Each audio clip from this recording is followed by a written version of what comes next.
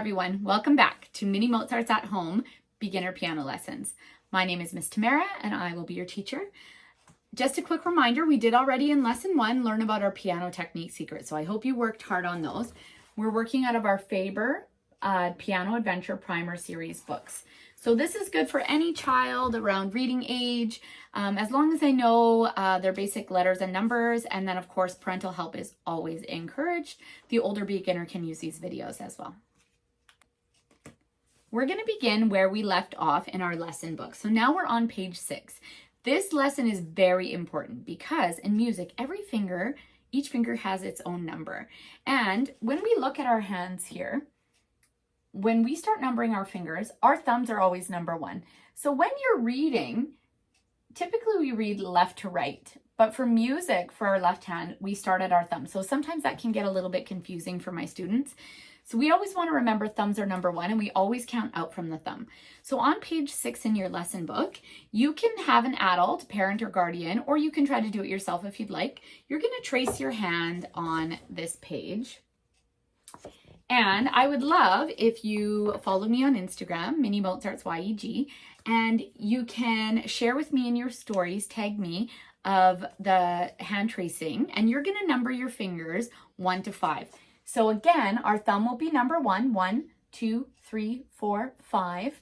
And then our thumb will be number 1 on our right hand, 1, 2, 3, 4, 5. So thumbs will always be number 1. At the top of the page, there's also an example of that.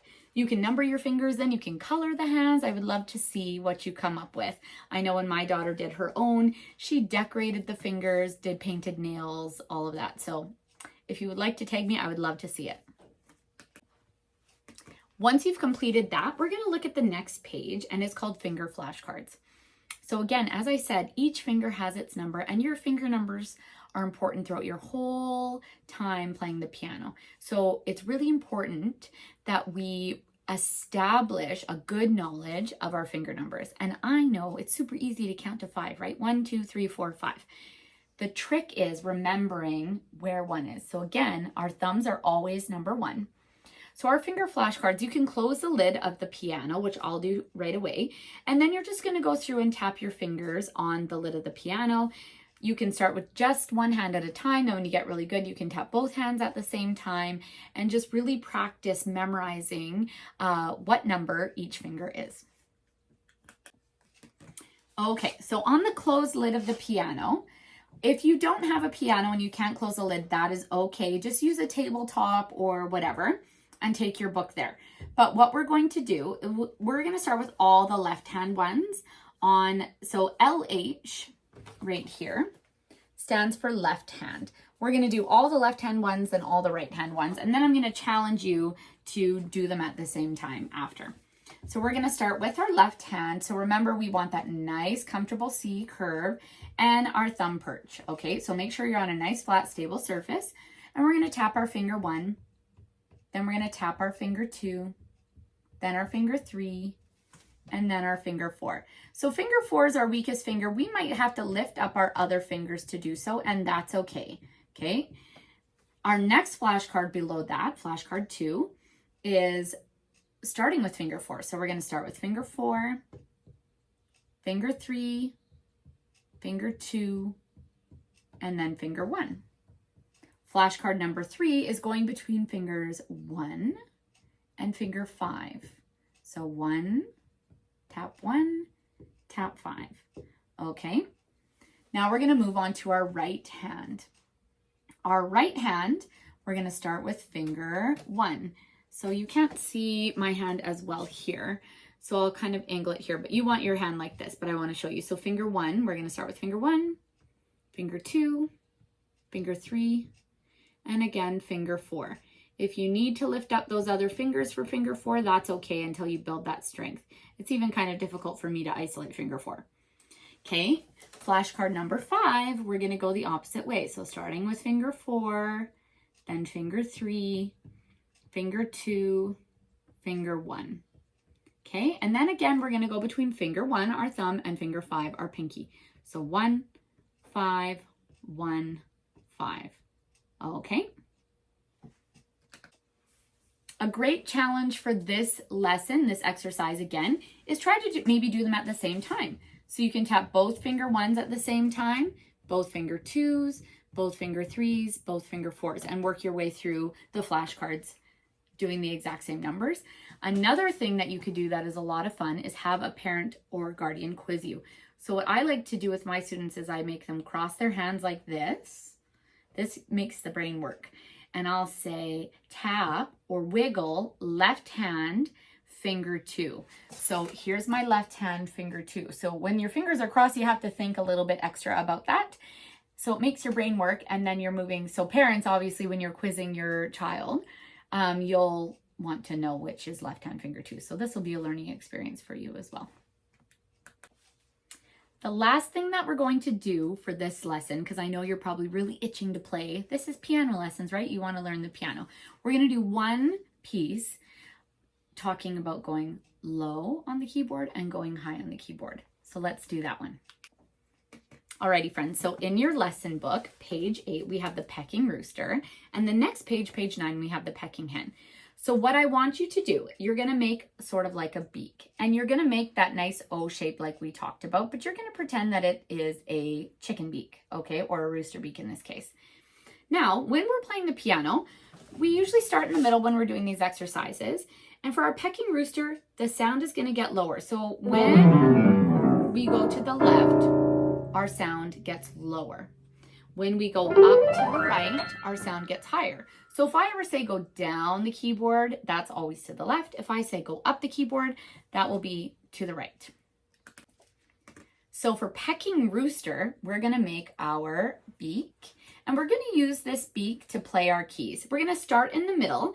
It is showing you an example of where middle C is. We're going to learn more about that after, but for right now, start somewhere in the middle. If you can find middle C, great. If not, then that's okay as well. And you're going to use your beak. You're going to sort of brace your thumb with your second finger and use your beak. And what I don't want is a tweaking of the wrist. It's not all in the wrist. What we want is more in the forearm. And we're going to use sort of like those, I don't know if you've ever seen them, but those birds that go down and get the water in the glass. We kind of want that motion. So our muscles are bigger than our wrist muscles. And our wrist can tire out much more easily than our arm can. So when we're doing certain things like this, we do want to make sure we're using the arm and the forearm instead of just isolating the wrist, okay? So let's make our beak, and we're going to peck down all the way down the keys. Ready? We don't need big pecks. We can keep them nice and small, but keep that forearm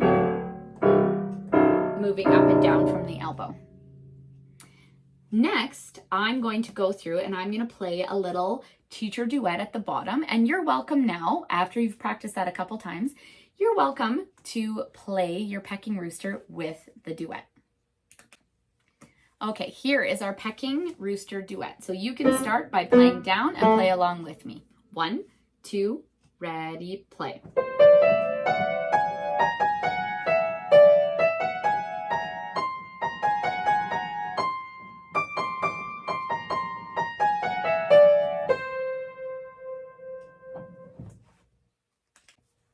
All right, now on to the pecking hen.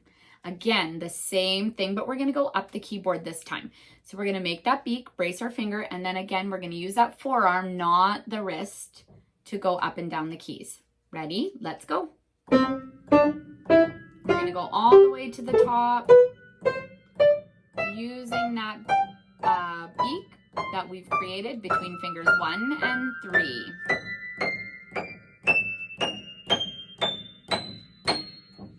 Perfect. And now there's also a pecking hen duet. So once you've worked on that a little bit, you can come back and try the duet with me.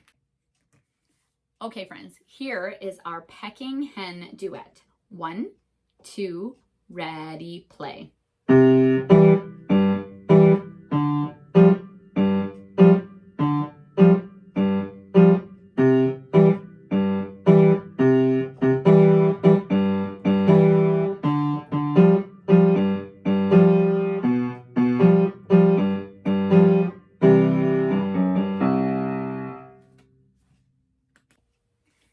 congratulations, my friends, you have finished lesson 2. Now, what we want to do is go back and practice all the things we've learned in the last 2 lessons and really make sure that we're getting a good foundation with how to sit at the piano, our hand shape, all of that. I'm gonna have some blogs as well that I'll embed into here if you want a closer look at some of the close-ups of the descriptions of certain things or how to hold your hands.